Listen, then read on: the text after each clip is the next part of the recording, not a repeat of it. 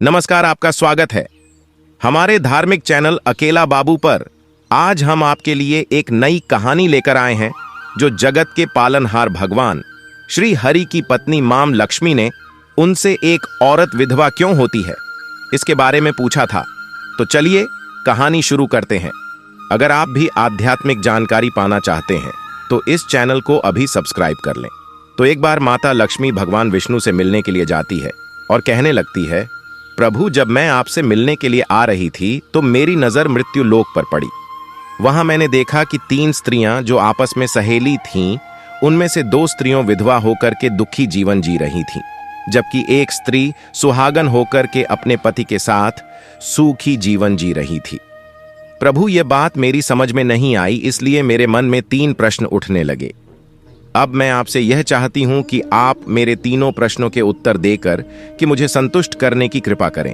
इस प्रकार माता लक्ष्मी की बात को सुनकर भगवान विष्णु कहते हैं, हे लक्ष्मी, तुम मुझे अपने तीनों प्रश्नों को बताओ। मैं तुम्हें तुम्हारे प्रश्नों के उत्तर देकर के पूरी तरह संतुष्ट करने का प्रयास करूंगा। अब माता लक्ष्मी कहती हैं, प्रभु, मेरा पहला प्रश्न है, कौन सी स्त्री समय से पहले विधवा हो जाती है? मेरा दूसरा प्रश्न है, कौन सी स्त्री को जीवन में कभी सुख नहीं मिलता? और मेरा तीसरा प्रश्न है, कौन सी चीज ऐसी है जो एक पत्नी अपने पति को मांगने से भी नहीं देती? मित्रों, इस प्रकार माता लक्ष्मी के प्रश्नों को सुनकर के भगवान विष्णु कहने लगे, तुम जिन स्त्रियों की बात कर रही हो उनमें से 2 स्त्रियों विधवा होकर अपना दुखी जीवन जी रही है और वहीं पर एक स्त्री सुहागन होकर के अपने पति के साथ में अपना सुखी जीवन जी रही है। तुम जानना चाहती हो आखिरकार ऐसा क्यों है? तो मैं तुम्हें एक छोटी सी कहानी सुनाता हूं। इस कहानी को बहुत ही ध्यान से सुना। आधी अधूरी कहानी सुनने वालों को आधा अधूरा ही ज्ञान प्राप्त होता है, जो जीवन में कभी काम नहीं आता, क्योंकि तुम्हारे तीनों प्रश्नों के उत्तर इसी छोटी सी कहानी में समाये हुए हैं। यदि तुमने ध्यान से सुना तो तुम्हारी तीनों प्रश्नों के उत्तर तो अवश्य मिलेंगे और तुम्हें संतुष्टि प्राप्त होगी। मित्रों, माता लक्ष्मी कहती हैं, प्रभु, मैं आपकी बात से सहमत हूं, आप कहानी शुरू करो। मैं कहानी को पूरी मन से सुनूंगी और जब तक आप कहानी बोलेंगे तब तक मेरा मन किसी दूसरे स्थान पर नहीं जाएगा। भगवान विष्णु कहते हैं, हे लक्ष्मी, सबसे पहले मैं तुम्हें उस स्त्री की कहानी सुनाता हूं जो सुहागन बनकर के सुखी जीवन जी रही है। जिस सुहागन स्त्री की तुम बात कर रही हो वह स्त्री एक राजा के नौकर की पत्नी है, और जिस नौकर की वह पत्नी है उस नौकर को अपनी पत्नी पर पूर्ण विश्वास और भरोसा है कि वह पतिव्रता है, जिसकी महिमा वह अपने साथियों में बार बार करता है।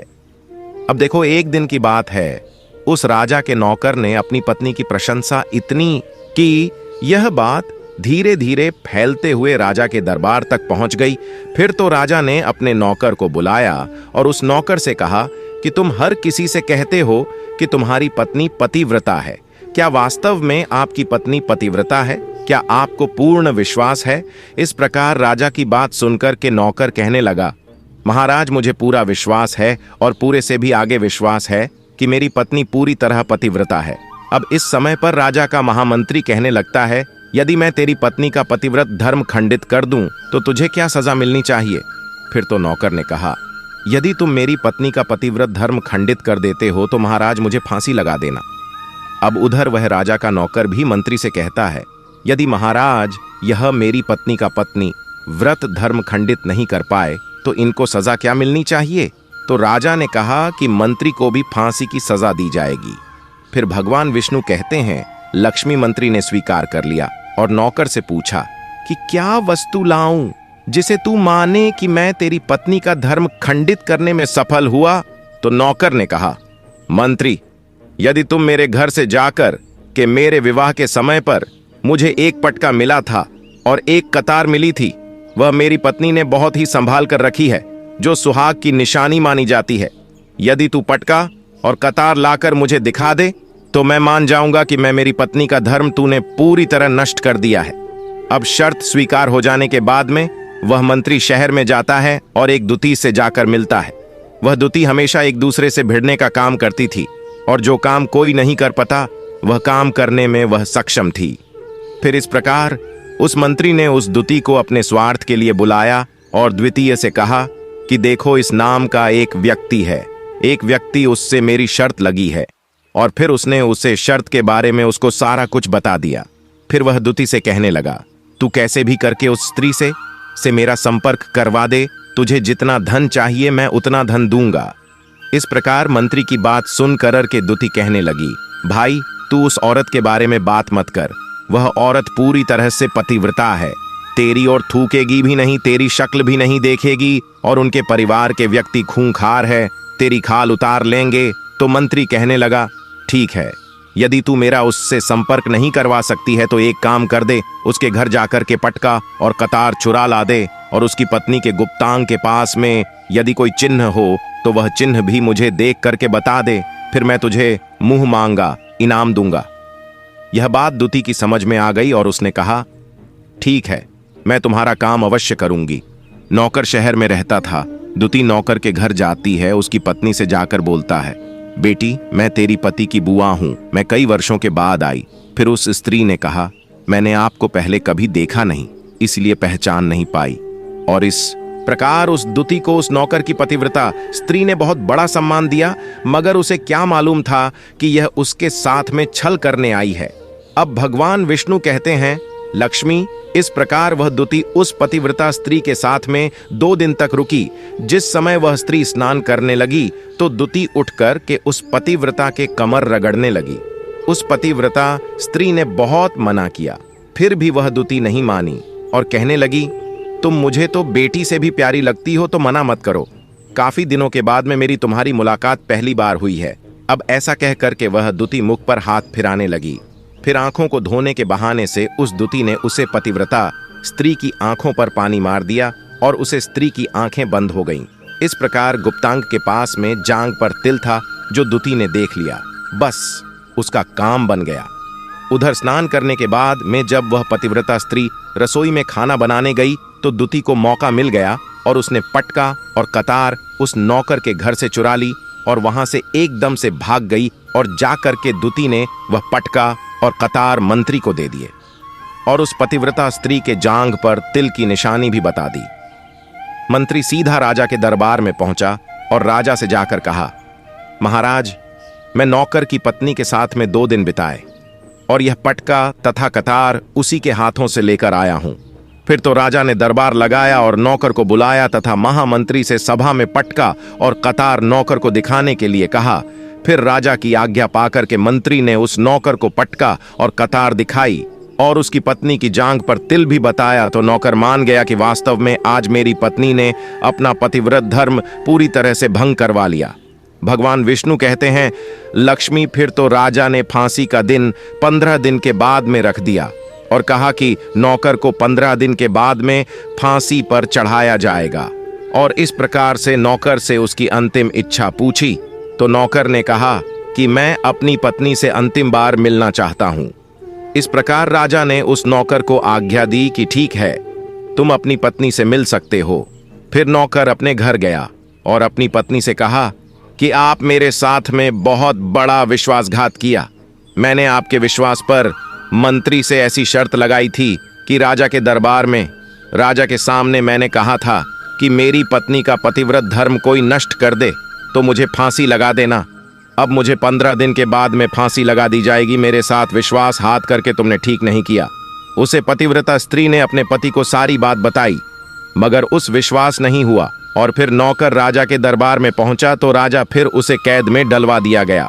अब उधर नौकर की पतिव्रता धर्म पत्नी ने परमात्मा को याद किया और अपना भेष बदल करके राजा के दरबार में गई और राजा से नाच दिखाने की आज्ञा मांगने लगी, क्योंकि वह स्त्री बहुत ही सुंदर थी और उधर राजा शौकीन होते हैं। इसलिए राजा ने आज्ञा दे दी कि सभी मंत्री आदि उपस्थित होकर के इस सुंदरिका का नाच करवाने की पूरी व्यवस्था करी। भगवान विष्णु कहते हैं, लक्ष्मी, फिर तो सब मंत्री, महामंत्री, राजा आदि दरबार में उपस्थित हुए और फिर उस नौकर की धर्म पत्नी ने जब नाचना शुरू किया तो राजा को उस स्त्री का नाच बहुत ही सुंदर लगा। और फिर राजा ने कहा, तुम मुझसे क्या मांगना चाहती हो? तुम जो भी मांगोग मैं तुम्हें वही दूंगा। फिर उस नौकर की पतिव्रता स्त्री ने कहा, महाराज, आपकी सभा में मेरा चोर है जिसने मेरे रुपए लिए थे मगर आज तक वापस नहीं दिए, उसे फांसी की सजा दे दीजिए। अब राजा ने कहा, ठीक है, बताओ मेरे दरबार में तुम्हारा चोर कौन है, उसका नाम क्या है, मैं उसको फांसी की सजा अवश्य दूंगा। भगवान विष्णु कहते हैं, फिर उस नौकर की पतिव्रता स्त्री ने कहा, महाराज, आपका मंत्री मेरा चोर है, आप इनको फांसी की सजा अवश्य दें। अब उधर जैसे ही मंत्री ने सुना कि यह सुंदरी मुझे अपना चोर बता रही है, तो मंत्री कहने लगा, महाराज, मैं कसम खाकर कहता हूं कि मैं इसका कभी कुछ नहीं चुराया है, मैंने इसे आज तक कभी देखा ही नहीं है, तो मैं चोरी कैसे कर सकता हूं, मैं आज तक इसकी शक्ल ही नहीं देखी है। अब भगवान विष्णु कहते हैं, लक्ष्मी, जैसे ही मंत्री ने कहा कि मैं सुंदरी की आज तक शक्ल ही नहीं देखी है, तो वह सुंदरी कहने लगी, महाराज, ये मंत्री मुझे जानता नहीं है, तो आप इससे ये पूछो ये पटका और कतार कहां से लाया था। मैं उस नौकर की पत्नी हूं जो आपके यहां पर नौकरी करता है, और आप मेरे निर्दोष पति को फांसी छड़ने वाले हैं। अब मैं आपको पूरी दस्त सुनती हूं। ये जो आपका मंत्री है, इसने मेरे पास में अपनी एक दुती को भेज करके मेरी जांघ के दिल का पता लगाया, और उसी ने यह पटका और कतार चुरा करके इसको ला करके दी और आपके मंत्री के द्वारा भेजी गई। दुती जब मेरे घर पर आई थी तो उसने मुझसे कहा था कि वह मेरे पति की बुआ है और वह पहली बार आई है, इसीलिए मैं उसको पहचान नहीं सकी। और महाराज, जिस प्रकार मैंने उस स्त्री को अपने यहाँ पर बहुत बड़ा सम्मान दिया और अपने ने घर पर उसके ठहरने की व्यवस्था की, और इस प्रकार उस नौकर की पतिव्रता स्त्री की बात को सुनकर के राजा ने दुती को बुलाया। फिर उस दुती ने राजा को सारी सच्चाई बता दी, जिससे राजा ने उस नौकर को रिहा कर दिया और मंत्री को फांसी पर चढ़ा दिया। भगवान विष्णु कहते हैं, लक्ष्मी, इस प्रकार उस नौकर की पतिव्रता स्त्री ने अंत में राजा से कहा, महाराज, मैं अपने पति से बहुत प्यार करती हूं, मैं एक चरित्रवान स्त्री हूं, कभी भी मैं अपने पति का नाम तक अपने मुंह से नहीं लेती। भगवान विष्णु कहते हैं, लक्ष्मी, मेरी कहानी पूरी होती है। अब तुम अपने तीनों प्रश्नों के उत्तर सुनो। तुम्हारा पहला प्रश्न था, कौन सी स्त्री समय से पहले विधवा हो जाती है? तो जो स्त्रियां अपने पति का नाम लेती हैं, वह समय से पहले विधवा हो जाती है, क्योंकि पति का नाम लेने से पति की उम्र कम हो जाती है और समय से पहले ही उनके पति की मृत्यु हो जाती है। ऐसी स्त्रियां जो पति का नाम लेती हैं, समय से पहले ही विधवा होकर के एक दुखी जीवन जीती है। बस यही राज की बात है कि तुम जिन 3 सहेलियों की बातें कर रही थी, उनमें से 2 विधवा थी और एक यह नौकर की पत्नी थी जो पतिव्रता स्त्री थी। यह पतिव्रता स्त्री कभी भी अपने पति का नाम मुंह से नहीं लेती थी, और उधर वह 2 स्त्रियों जो विधवा होकर जीवन दुखी होकर जी रही है, वह हमेशा अपने पति का नाम लेकर ही बुलाती थी, जिसकी वजह से उनके पति की उम्र कम हुई और फिर वह दोनों स्त्रियां समय से पहले ही विधवा हो गई और आज वह दुखी जीवन जी रही है। इसलिए कभी भी स्त्रियों को अपने पति का नाम अपने मुंह से नहीं लेना चाहिए। अब तुम्हारा दूसरा प्रश्न था, कौन सी स्त्री को जीवन में कभी सुख नहीं मिलता है? तो समझ लो, जो स्त्रियां अपने पति के बिना अनुमति के किसी तीर्थ स्थान या उत्सव में जाती हैं, उनके जीवन में कभी सुख नहीं आता। ऐसी स्त्रियां जीवन पर दुखी रहती हैं और उन्हें पति का कभी प्रेम नहीं मिलता। भगवान विष्णु कहते हैं, लक्ष्मी, तुम्हारा तीसरा प्रश्न था कि ऐसी कौन सी चीज है जो एक पत्नी अपने पति को मांगने से भी नहीं देती? तो समझ लो, वह चीज गाली है। एक चरित्रवान स्त्री कभी अपने पति को गाली नहीं दे सकती, और जो स्त्री गाली देती है वह स्त्री कभी चरित्रवान नहीं होती, और ऐसी स्त्री जीवन भर रोती है, उसके जीवन में कभी सुखी नहीं आती, और समय से पहले ही ऐसी स्त्री विधवा हो जाती है। मित्रों, इस प्रकार कहानी सुनने के बाद में माता लक्ष्मी पूरी तरह से अपने तीनों प्रश्नों से संतुष्ट होकर कहती हैं, प्रभु, वास्तव में जो स्त्री चरित्रवान होती है वह कभी दुखी जीवन नहीं जीती है, क्योंकि ऐसे घर में लक्ष्मी का सदा वास होता है और वह घर धन धान्य से हमेशा भरपूर बना रहता है। ऐसी स्त्रियां हमेशा घर को स्वर्ग बना देती हैं। तो दोस्तों, यदि आपको यह वीडियो पसंद आई हो तो प्लीज आप हमारे चैनल को सब्सक्राइब अवश्य करें, वीडियो को लाइक करें और दोस्तों सच्ची श्रद्धा से कमेंट में जरूर लिखें। जय श्री राम। प्रिय मित्रों, वीडियो को अंत तक देखने के लिए धन्यवाद। जय श्री राम।